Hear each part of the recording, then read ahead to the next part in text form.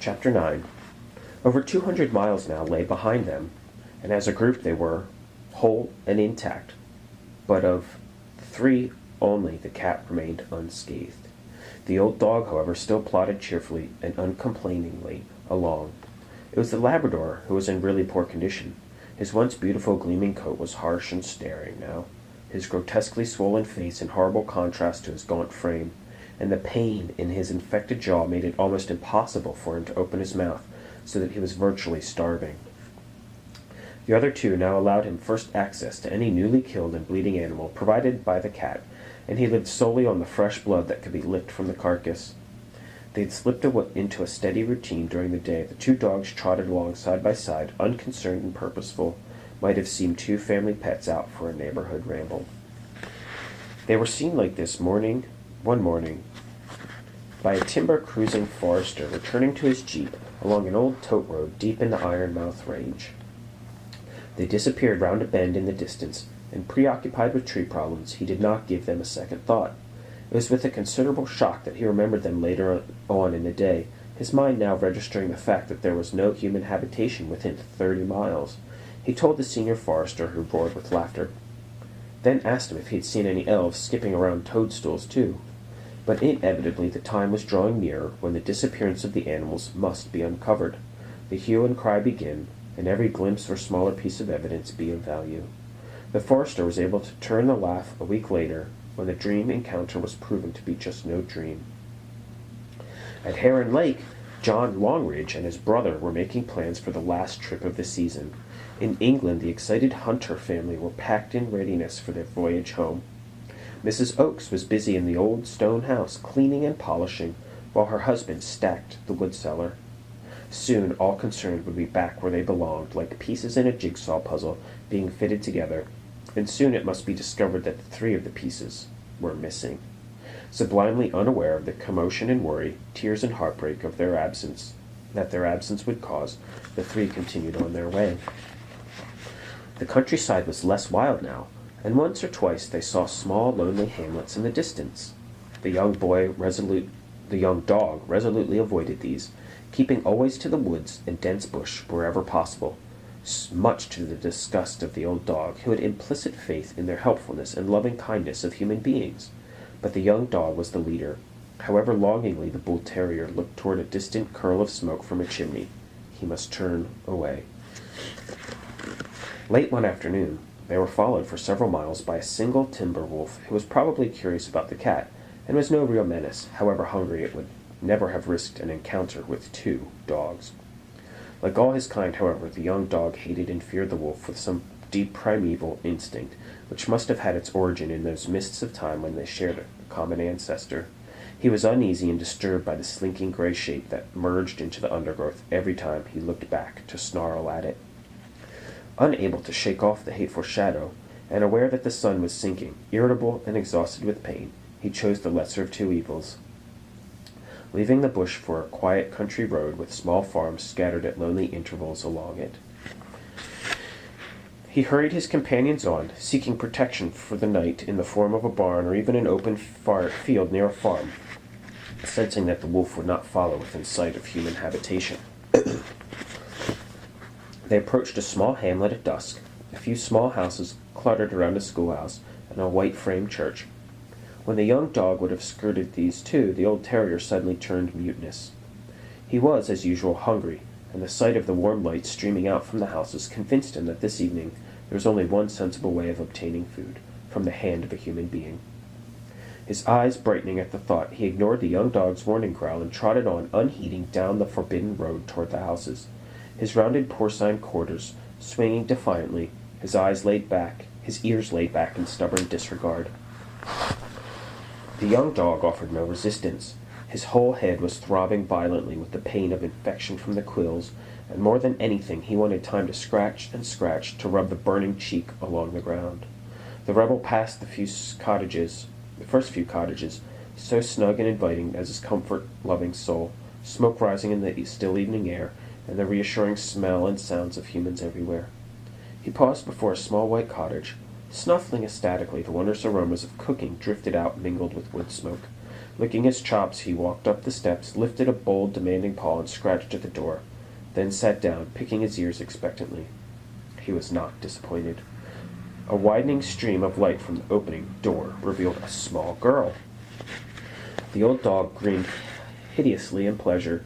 His eyes slanted blinkingly, strangely, in the sudden light. There is little to equal a bull terrier's grin, however, charmingly presented for sheer, astonishing ugliness. There was a moment's silence, followed by an urgent wail of "Dad!"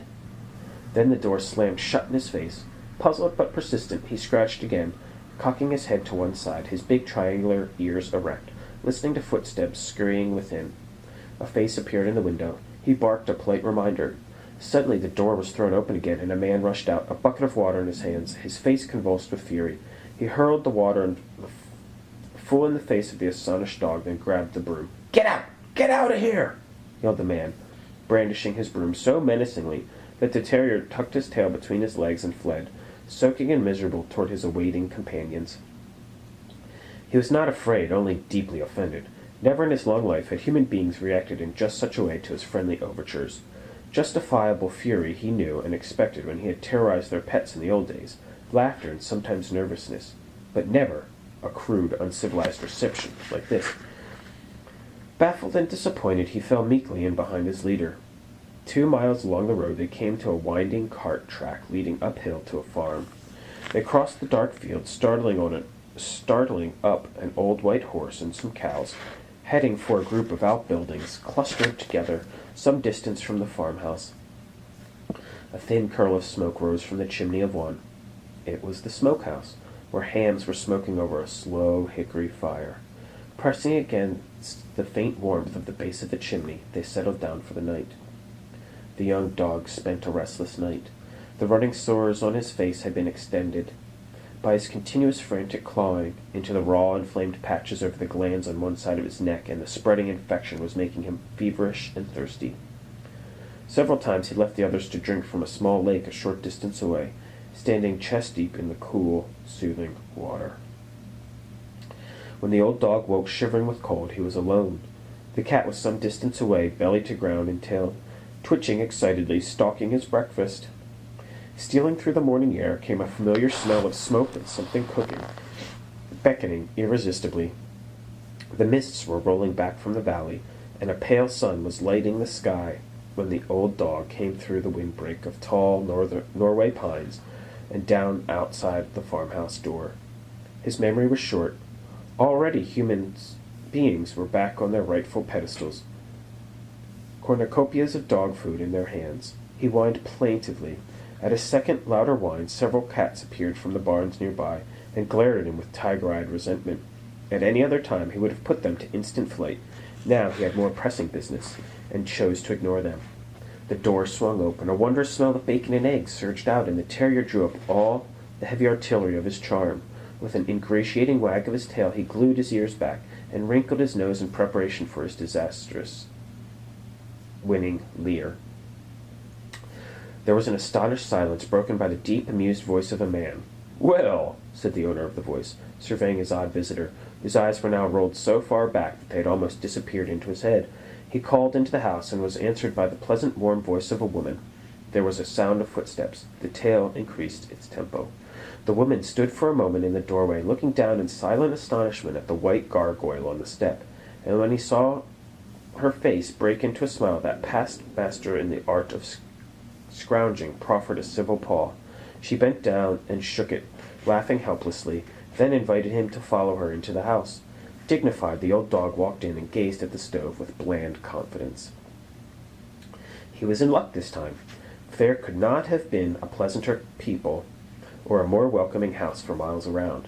They were an elderly couple, James Mackenzie and his wife, Nell, living alone now in a big farmhouse which still held the atmosphere of a large, cheerful family living and laughing and growing up in it. They were well used to dogs, for there had been 8 children at the house once upon a time, and a consequent succession of pets, who always started their adopted life out in the yard, but inevitably found their way into the household on the wildest pretext of the children. Miserable mongrels, orphaned kittens and strays, abandoned otter pups. Neil Mackenzie's soft heart had been as defenseless before them then as it was now. She gave the visitor a bowl of scraps, which he bolted down in ravenous gulps, looking up then for more.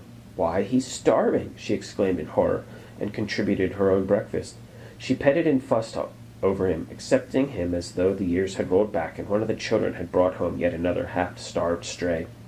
He basked in this affection and emptied the bowl almost before it reached the ground. Without a word, Mackenzie passed over his plate as well. Soon the toast was gone too, and a jug of milk, and at last, distended and happy, the old dog stretched out on a rug by the warmth of the stove, while Nell cooked another breakfast. "What is he?" she asked presently. "I've never seen anything quite so homely. He looks as though he has been squeezed into the wrong coat, somehow." "He's an English bull," said her husband, "and a beauty, too, a real old bruiser. I love them. He looks as though he's been in a fight quite recently, yet he must be 10 or 11, if he's a day." And at the unqualified respect and admiration of the voice, so dear to the heart of the bull-terrier, but so seldom forthcoming, the dog thumped his tail agreeably, then rose and thrust his bony head against the host's knee. Mackenzie looked down, chuckling appreciatively. "As cocksure as the devil and as irresistible, aren't you? But what are you doing? What are we going to do with you?" Nell passed her hand over the dog's shoulder and felt the scars, then examined them more closely. She looked up, suddenly puzzled. "Those aren't from any dog fight," she said. "They are claw marks, like the ones bear leave on fresh wood, only smaller." In silence they looked down at the dog by their feet, digesting the implication, the unknown story behind the sinister scars, and they saw now, for the first time, the gathering cloudiness in the depths of the humorous little eyes, the two thin necks shamed by the newly distended belly, and they saw that the indefatigable tail, which thumped so happily on the floor, was ragged and old with a broken end. This was no bold, aggressive adventure, only a weary old dog, hungry not only for food but for affection. There was no shadow of doubt in either what they would do, keep him, if he would stay, and give him what he needed. They searched unavailingly under the white coat and the pink ears for an identifying registered tattoo, then decided that when Mackenzie went into Deepwater to fetch some new churns later in the day, he would make some inquiries there, tell the provincial police, and possibly put an advertisement in the city paper. And if nothing came of that, "Well, I guess we're landed with you for good, you disreputable old hobo," said Mackenzie cheerfully, prodding his delightful audience with an experienced foot, so that the dog rolled over on his back with a blissful sigh and invited further attention under his forearms. When he opened the door that morning, Mackenzie had seen a flight of mallards going down in the direction of a small lake fed by the creek running through the farm. It was still early enough to walk over there to see if they were still there. So he put a handful of shells in his pocket, took down an old pump gun from the wall, and set off, leaving Nell stepping over and around the recumbent white form of their guest as she cleared the table. He noticed that an infinitesimal slit of eye followed her every movement. Halfway over the still misty fields, he stopped to load his gun, then walked quietly toward the cover of the alders fringing the little lake. Peering through the branches, he saw 6 mallards about halfway across, just out of range. With the wind the way it was, he might wait all day for a shot, unless something startled them on the other side. But even as he turned away, he saw a disturbance in the reeds across the water. Simultaneously quacking loudly in alarm, the mallards took off in a body. He fired twice as they came over. One bird plummeted into the water, and the other landed with a thud on the shore nearby. He picked this one up, thinking he would have to bring the light canoe for the other, when he saw to his astonishment a large head of a dog swimming towards it. The sound of a shot and the splash of a duck had the same effect on the Labrador as a trumpet call to an old war-horse, and drew him irresistibly. Without a second's hesitation he plunged in for the retrieve, only to find that he was unable to open his mouth to grasp the heavy duck properly, and was forced to tow it along ashore by the wing-tip. He emerged from the water 20 feet from the man, the beautiful green head trailing from its outstretched wing, the sun striking the iridescent plumage. The Labrador looked doubtfully at the stranger, and Mackenzie stared back with an open-mouthed amazement. For a moment the two were frozen in a silent tableau. Then the man recovered himself. "Good dog," he said quickly and quietly, holding out one hand. "Well done. Now bring it to me." The dog advanced hesitatingly, dragging the bird. "Give," said Mackenzie, and still the dog hesitated. The dog walked slowly forward, releasing his hold, and now Mackenzie saw the horror that one side of his face was swollen all out of proportion. The skin stretched so tautly that the eyes were mere slits, and one rigid lip pulled back over the teeth. Sticking out like evil little pins on a rounded cushion of raw skin were several quills, deeply embedded. Every rib showed up under the wet coat, and when the dog shook himself, Mackenzie saw him stagger. Mackenzie made up his mind quickly. No matter whose, this dog was in desperate need of urgent treatment. The quills must be extracted at once before the infection spread further. He picked up the ducks, patted the dog's head reassuredly, and then, "Heel," he said firmly. To the relief, the dog fell in behind unquestioningly, following him back to the farmhouse. His resistance weakened to the point where he longed only to be back in the well-ordered world of human beings, that solid world where men commanded and dogs obeyed. Crossing the fields, the stranger padded trustingly at his heels. Mackenzie suddenly remembered the other dog and frowned in bewilderment. How many more unlikely dogs in need of succor will he lead into the farmhouse kitchen today? A lame poodle this afternoon? A halt beagle tonight?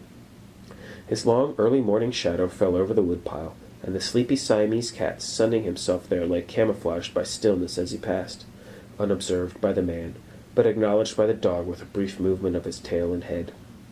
Mackenzie finished clearing up the Labrador's face nearly an hour later. He'd extracted the quills with a pair of pliers. One had worked its way into the mouth and had to be removed from within, but the dog had not growled once, only whimpering when the pain was most intense, and had shown pathetic gratitude when it was over, trying to lick the man's hands. The relief must have been wonderful, for the punctures were now draining freely, and already the swelling was subsiding. All through the operation, the door leading out of the kitchen to the back room had shaken and rattled to the accompaniment of piteous whining. The old dog had been so much in the way when Mackenzie was working, pushing against his hand, and obviously worried that they were going to do his companion some harm, that Nell had finally enticed him out with a bone, then quickly shut the door on his unsuspecting face. Now, still deeply suspicious of foul play, he was hurling himself against the door with all his weight. But they did not want to let him in yet until the other dog had finished a bowl of milk. Mackenzie went to wash his hands, and his wife listened to the anxious running feet and the thuds that followed, until she could not bear it no longer. Certain that he would harm himself, she opened the door, and the old dog shot out like a fury, prepared to do battle on behalf of his friend, but he drew up all standing, a comical, puzzled expression on his face, as he saw him peacefully lapping up a bowl of milk. Presently they sat down together by the door, and the young dog patiently suffered the attention of the other. It was evident by their recognition and devotion that they came from the same home, a home which did not deserve to have them, as Nell said angrily, still upset by the gaunt travesty of a dog that had appeared. But Mackenzie pointed out that they must have known care and appreciation, as both had such friendly, assured dispositions. This made it all harder to understand why they should be roaming such solitary and forbidding country, he admitted. But perhaps their owner had died and they had run away together, or perhaps they had been lost from some car traveling across country, and were trying to make their way back to familiar territory. The possibilities were endless, and only one thing was certain, that they had been on the road long enough for scars to heal, and quills to work their way inside a mouth, and long enough to know starvation. "So they could have come from 100 miles away or more," said Mackenzie. "From Manitoba, even. I wonder what they can have lived on all that time. Hunting, scrounging at other farms, stealing, perhaps," suggested Nell, who had watched with amusement in the kitchen mirror her early morning visitor sliding a piece of bacon off a plate after breakfast when he thought her back was turned. "Well, the pickings must have been pretty lean," she said her husband thoughtfully. "The Labrador looks like a skeleton. He wouldn't have gotten much farther. I'll shut them in the stable when I go to deep water. Now we don't want them wandering off again. Now, Nell, are you quite sure that you want to take on 2 strange dogs? It may be a long time before they're traced. They may never be." "I want them," she said simply, "for as long as they will stay. And in the meantime, we must find something else to call them besides Hi, or Good Dog. I'll think of something while you're away," she added, "and I'll take some more milk out to the stable during the morning." From his sunny observation post on the woodpile, the cat had watched Mackenzie cross the yard and usher the two dogs into a warm, sweet-smelling stable, shutting the door carefully behind him. Shortly afterward, the truck rattled down the farm road, then all was quiet again. A few curious farm cats were emboldened to approach the woodpile, resenting this exotic stranger who had taken possession of their favorite sunning place. The stranger was not fond of other cats at the best of times, even his own breed, and farm cats were beyond the pale altogether. He surveyed them balefully, considering his strategy. After 2 or 3 well-executed skirmishes, the band disappeared, and the blank, masked pirate returned to his deep lair. Halfway through the morning he awoke, stretched, and jumped down, looking warily around before stalking over to the stable door. He bleated plaintively, and was answered by a rustle of straw within. Leisurely he gathered himself for a spring, and then leaped effortlessly at the latch on the door. But he was not quite quick enough. The latch remained in position. Annoyed, unused to failure, he sprang again, this time making sure of success. For a split second, almost in the same impetus as the spring, one paw was curved around the wooden block handle supporting his weight, while the other paw released the latch above and the door swung open. Purring with restrained pleasure, the cat walked in, suffering a boisterous welcome from his old friend before investigating the empty bowl. Disappointed, he left the stable, the 2 dogs following him into the sunlit yard, and disappeared into the henhouse. Several enraged and squawking fowls rushed out as he made his way toward the nesting boxes. Curving his paws expertly around a warm brown egg, he held it firmly, then cracked it with a neat sideways tap from a long incisor tooth, the contents settling intact on the straw. He had brought this art to perfection after years of egg stealing. He lapped with delicate, unhurried thoroughness, helping himself to 2 more before he retired to his woodpile again. When Mackenzie drove into the farmyard later on in the afternoon, he was surprised to see the 2 dogs sleeping in the sun by the shelter of the cattle trough. They stood by his truck, wagging their tails in recognition as he unloaded, then followed him into the farmhouse. "Did you let them out of the stable, Nell?" he asked, opening a parcel at the kitchen table and sheepishly dropping a meaty bone into the shark-like mouth that had opened before him. "Of course not," she answered in surprise. "I took them out some milk, but I remember being particularly careful to close the door. Perhaps that latch wasn't down properly," said Mackenzie.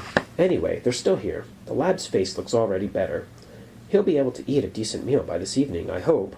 I'd like to get some meat on those bones." Nothing was known about the runaways in Deepwater, he reported, but they must have come from the east, for a mink breeder at Archer Creek had spoken of chasing a white dog off his doorstep the night before, mistaking it for a local white mongrel well known for his thieving ways. Most men thought the Labrador could have been lost from a hunting trip, but nobody could account for an unlikely bull terrier as his companion. The Indian agent had offered to take the Labrador if nobody turned up to claim him, as his own hunting dog has recently died.